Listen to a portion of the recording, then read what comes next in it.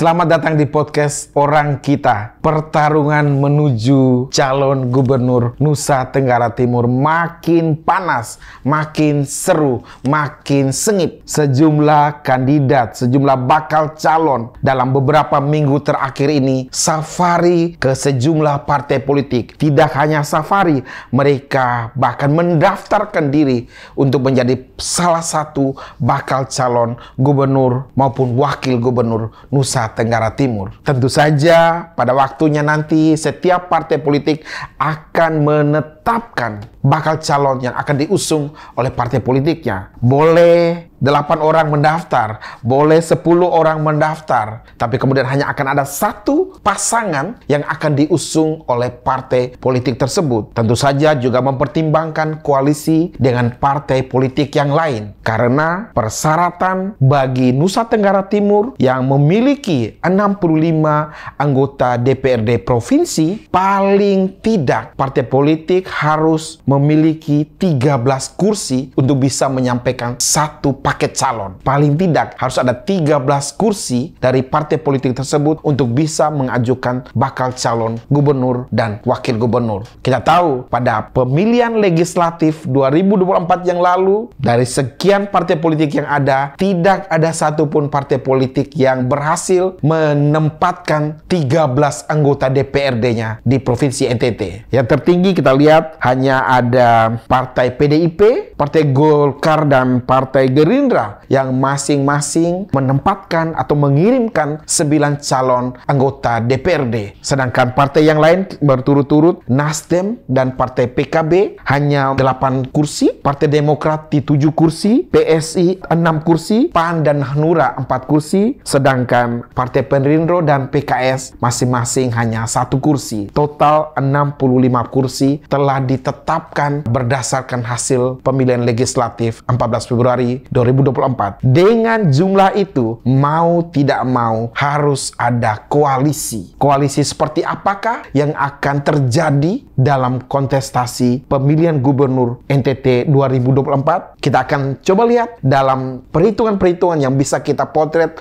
berdasarkan percakapan-percakapan yang kami himpun baik di media sosial maupun pertemuan-pertemuan kami dengan sejumlah politisi baik yang ada di NTT maupun politisi nasional. Kami mendapatkan gambaran setidaknya hanya akan ada 3 pasangan calon yang akan berkontestasi pada Pilkada tanggal 27 November 2024 nanti. Tapi sebelum kami sampaikan 3 kemungkinan pasangan calon, kami sampaikan juga bahwa jika masih ada calon gubernur yang ingin maju melalui jalur independen, artinya jalur non-partai politik, boleh saja. Tapi tunggu dulu, syaratnya cukup berat. Anda dalam satu pasangan harus paling tidak menyiapkan fotokopi KTP dari warga penduduk NTT sebanyak 340.721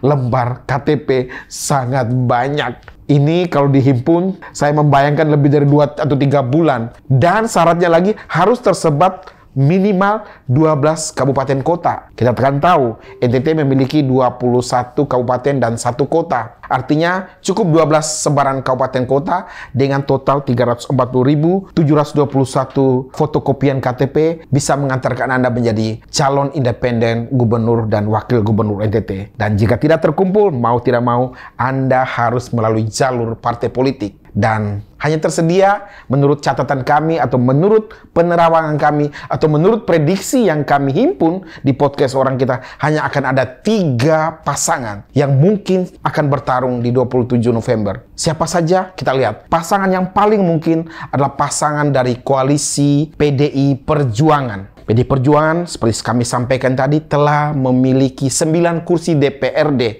Provinsi NTT. Artinya tinggal membutuhkan 4 kursi lagi. Apakah PDIP akan berkoalisi dengan misalnya Partai PAN atau Partai Hanura misalnya? Sudah lengkap menjadi 3, karena PAN dan Hanura sudah masing-masing mendapatkan atau memperoleh 4 kursi. Dan kalau sudah tercapai 13 kursi, misalnya koalisi PDIP dengan Hanura atau koalisi PDIP dengan PAN, siapakah yang akan diusung? Kita tahu, hari-hari ini kita mendapatkan informasi bahwa PDIP pun masih bingung karena ada dua kandidat yang tengah mendaftarkan diri, baik di partainya sendiri maupun di partai-partai yang lain. Ada nama Ibu Emy Nomleni, sang ketua DPW PDIP NTT. Ibu Emy Nomleni memberanikan diri mendaftarkan sebagai bakal calon gubernur NTT dari partai PDI Perjuangan, entah nanti berpasangan dengan siapa. Mana-mana yang memberikan peluang. Jadi soal mendaftar ini bukan sekedar soal hanya kita memilih karena ada yang buka dan kita mendaftar, tidak. Tetapi tentu koalisi itu yang nanti akan semua ini akan mengerucut pada koalisi, tentu itu tidak hanya sekedar datang, mendaftar dan selesai. Yang kita harapkan itu adalah tentu ada di dalam sebuah proses komunikasi yang memberikan kemungkinan-kemungkinan untuk kita akan ada dalam perjalanan bersama. Itu yang paling penting. Jadi kenapa ini bukan soal pilihan, tetapi kan kita menganalisa semua hal di dalam proses ini. Setiap partai politik tentu punya kepentingan masing-masing, punya tujuan masing-masing, dan disitulah kita menganalisa untuk bagaimana kita berproses bersama. Itu yang paling utama. Apakah di DPW PKB juga sudah mau? Nanti kita berproses. Jadi hari ini tanya di PAN dulu, jangan tanya nanti kita berproses yang lain. Karena hari ini kita dalam rumah besar PAN di PAN, mari kita berbicara tentang bagaimana PDI Perjuangan dan PAN. Nanti di tempat lain akan kita bicara yang lain. Jadi hari ini tidak usah kita bicara dulu hal-hal lain, tapi kita bicara tentang bagaimana proses yang terjadi antara PDI Perjuangan dan PAN ya. Di internal PDP, apakah ruang dalam demokrasi ini juga ada bagi figur-figur lain atau memang? Oh ya, ini makanya kenapa dibilang bakal calon yang ini proses ini terus berjalan. Nanti tetap akan ada teman-teman karena di PDI Perjuangan juga belum mengerucut. Belum ada pada sebuah keputusan. Ada proses bersama, kami punya banyak kader di situ, dan biarlah proses ini berjalan. Kenapa saya juga harus melakukan? Karena saya harus juga menjaga proses ini. Saya tidak hanya sebagai seorang Emy Nomleni, tapi saya juga ketua DPD PD Perjuangan NTT yang menjaga proses ini. Ya, kalau kami berkomunikasi, ini bukan soal komunikasi sekedar Emy Nomleni dan Pak Ahmad Johan, tetapi berkomunikasi PD Perjuangan dan PAN NTT, supaya kita ada dalam komunikasi itu. Jadi semua ruang tetap terbuka, karena nanti yang menjadi keputusan itu adalah DPP PD Perjuangan, dan juga termasuk yang tadi Pak Ketua sampaikan bahwa ada juga di DPP PAN. Di sisi yang lain, ada calon kuat PDIP yang lain, Bung Yohanes Franciscus Lema, atau biasa disapa Ansi Lema. Ansi Lema telah resmi mendaftarkan diri. Kalau dulu masih hanya digadang-gadang atau mungkin diperbincangkan, tapi dalam beberapa pemberitaan terakhir, Ansi Lema telah resmi mendaftarkan diri di sejumlah partai politik. Tentu saja kita akan menunggu apakah PDI Perjuangan sebagai salah satu partai politik peraih suara terbanyak di NTT bergandengan dengan Gerindra dan Golkar yang sama-sama meraih 9 kursi DPRD akan menentukan pilihan pada Ansi Lema yang saat ini menjadi anggota DPR RI dari Dapil NTT 2. Apakah Ansi Lema atau malah tokoh perempuan Sri Kandi NTT, Ibu Emy Nomleni? Ini tentu saja akan kita tunggu hasilnya.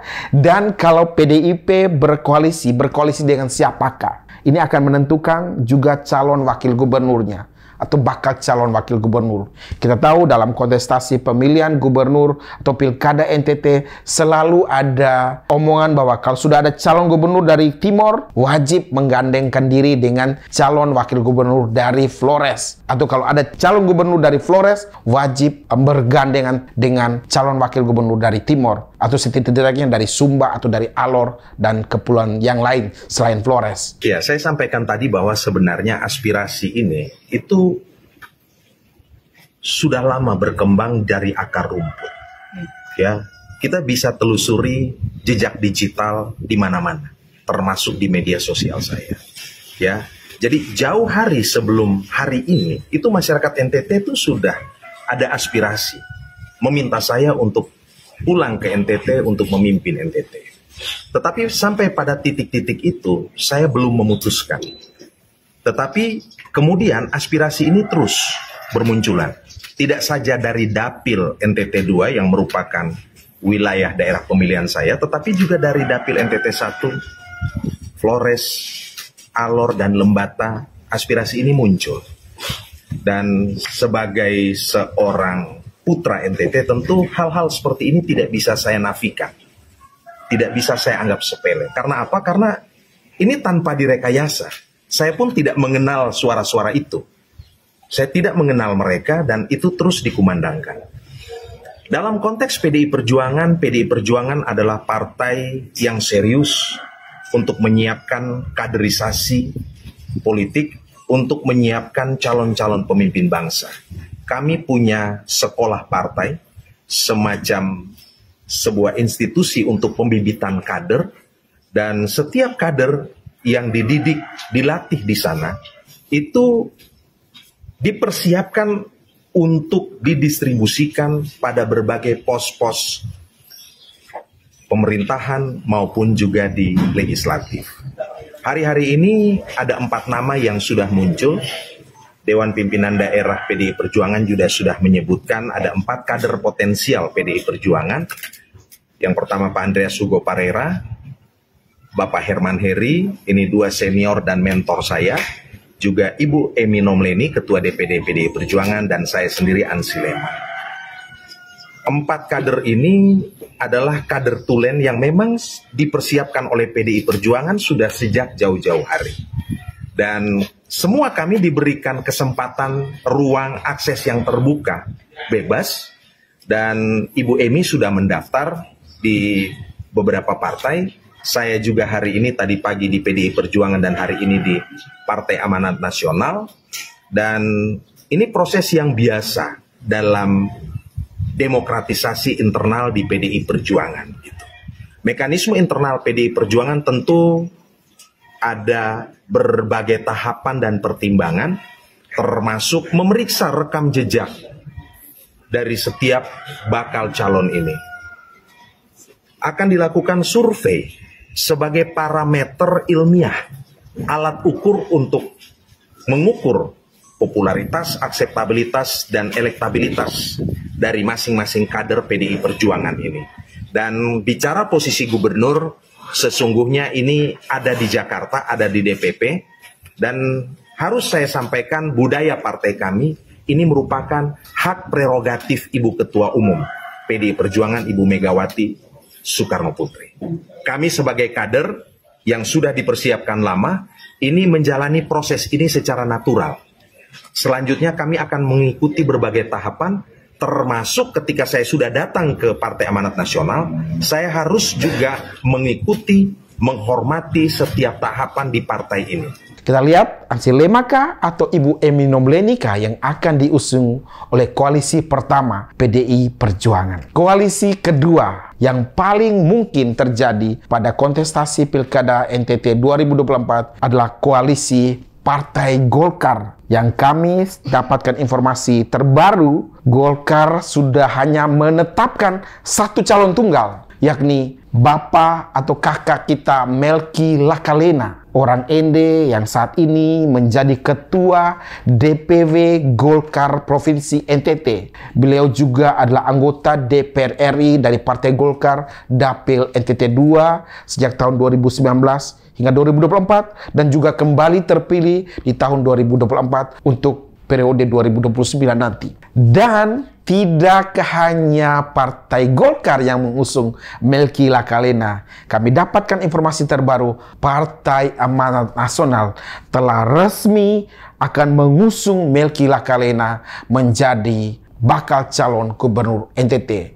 Dengan demikian, paket Melki Lakalena sudah pas, sudah mendapatkan 13 kursi, 9 kursi dari Golkar dan 4 kursi dari Partai PAN. Koalisi Golkar PAN telah cukup memenuhi ambang batas minimal dari syarat pencalonan bakal calon gubernur NTT, 13 kursi. Melki Lakalena akan dipasangkan dengan siapa? Kita tahu Melki Lakalena meskipun berasal dari Dapil NTT 2 DPR RI, NTT 2 itu adalah wilayah Timor, Saburote, dan wilayah Sumba. Tapi Melki Lakalena adalah putra Ende sempat sekolah di Seminari Kisol. Jadi kalau Kak Melki ini bisa dikatakan sebagai orang Ende iya, orang Manggarai iya, karena cukup banyak keluarga besar yang ada di Manggarai karena dia sekolah di Kisol. Dan saat ini tinggal di Kupang. Artinya para konstituen Kakak Melki ini cukup beragam. Nah, tinggal pasangan siapakah yang akan mendampingi Kakak Melki. Kalau kita lihat dari latar belakang Melki yang juga adalah orang Flores, maka dalam konteks Pilkada NTT akan lebih mungkin jika dipasangkan dengan bakal calon wakil gubernur dari wilayah Timor atau Sumba atau Saburote. Siapakah yang akan ditunjuk oleh koalisi Partai Golkar dan PAN untuk mendampingi Melki Lakalina? Kita masih akan terus menanti. Kabar-kabar terbaru akan kita sampaikan pada waktunya. Setidaknya pada bulan Juli akan semakin mengerucut calon-calon yang akan berkontestasi pada Pilkada 27 November 2024. Dan koalisi ketiga adalah koalisi Partai Gerindra. Gerindra sudah memiliki 9 kursi dan harus berkoalisi. Apakah akan berkoalisi dengan misalnya Demokrat atau dengan Nasdem, atau Nasdem juga bisa punya pasangan sendiri? Kita lihat nanti. Gerindra hari ini masih banyak calon yang telah mendaftarkan diri ke Partai Gerindra. Tapi kami dapatkan kabar bahwa kemungkinan besar yang akan diusung oleh Partai Gerindra adalah Bapak Franciscus Go. Ini masih kemungkinan ya. Dalam politik, segala kemungkinan itu sangat berpeluang untuk ya ataupun tidak. Artinya pembacaan kami yang cukup berpeluang menjadi bakal calon yang diusung oleh Partai Gerindra adalah Bapak Franciscus Go, seorang pengusaha bisnismen dari daratan timur. Dengan pasangan dengan siapakah? Kita lihat nanti. Kita tahu bahwa yang mendaftarkan diri ke Gerindra cukup banyak. Nama-nama seperti Purnawirawan Bapak Asadoma misalnya, mantan Kapolda NTT juga mendaftarkan diri sebagai bakal calon gubernur NTT melalui jalur Partai Gerindra. Tapi apakah nanti Asadoma yang akan dipilih, akan diusung ke Gerindra? Kita lihat. Sebenarnya yang cukup berpeluang untuk koalisi keempat lah kalau kita sebut, sebenarnya koalisi Nasdem. Yang kita tahu bahwa Nasdem ini sudah menjagokan Ibu Julie Sutrisno Laiskodat, istri dari mantan gubernur NTT, Bapak Victor Bungtilu Laiskodat. Kita tahu Ibu Julie adalah anggota DPR RI dari Dapil NTT 1, daerah pemilihan Flores dan Lembata Alor. Tapi kemudian juga beliau terpilih kembali di tahun 2024 menjadi anggota DPR RI. Dan penugasan dari Partai Nasdem akan mencalonkan Ibu Julie menjadi bakal calon gubernur NTT. Mengusung Julie Sutrisno Laiskodat untuk menjadi bakal calon gubernur Nusa Tenggara Timur periode 2024-2029. Pada hari ini tanggal 5 bulan ini dimulai kita punya acara jam 5. Saya Julie Sutrisno Laiskodat, karena ini adalah penugasan dari Ketua DPW yang baru. Saya dengan ini mendaftar untuk maju calon gubernur Nusa Tenggara Timur 2024-2029. Mohon doanya dan dukungannya. Saya akan pulang dengan sekjen besok untuk melaporkan ke Ketua Umum, tapi saya akan tetap tunduk kepada Ketua Umum, perintahnya beliau apa. Tapi saya sudah dengan resmi hari ini mendaftar di Partai Nasdem.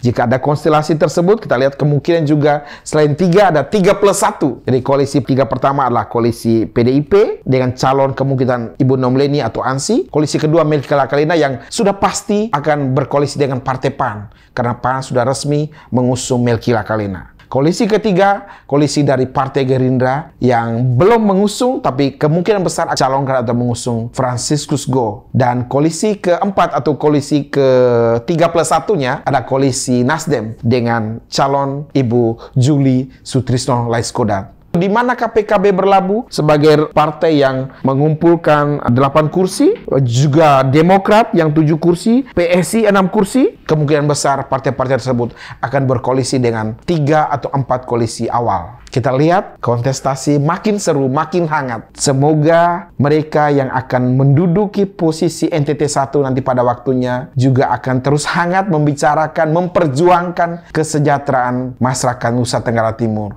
Jangan sampai mereka hanya hangat-hangat diperbincangan sebagai kandidat calon.